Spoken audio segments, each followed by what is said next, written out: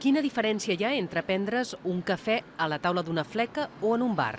Segons els restauradors, no n'hi ha cap. Per això no estan d'acord amb el projecte de llei presentat avui al Parlament, que continua tractant, diuen, de forma diferent, dos negocis que en molts casos fan el mateix i que haurien d'estar regits per les mateixes normes. La normativa preveu que els forns puguin dedicar fins a un 33% de la seva superfície a degustació, però segons bars i restaurants se'ls hauria d'exigir també una llicència de restauració, amb la inversió en seguretat i instal·lacions que això comporta. Se'ls permetrà també vendre begudes alcohòliques de baixa graduació, com ara una cervesa o una copa de cava, cosa que fins ara només podien fer els forns que tenien doble llicència. El que no podem entendre és que avui t'arribi un establiment al costat i que amb les condicions d'avantatge que tenen, que t'estiguin fent la competència. Això sí que és competència deslleial.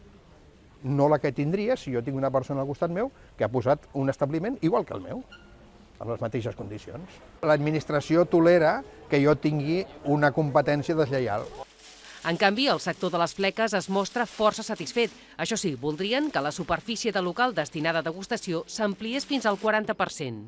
Segurament hi ha gent que necessita aquest espai del 40% perquè estigui situat en una zona de més rotació de gent o més peatonal. Malgrat tot, els ajuntaments tindran l'última paraula. Seran ells els que, tenint com a límit aquest 33%, decidiran quina superfície total podran destinar finalment aquests comerços a la degustació.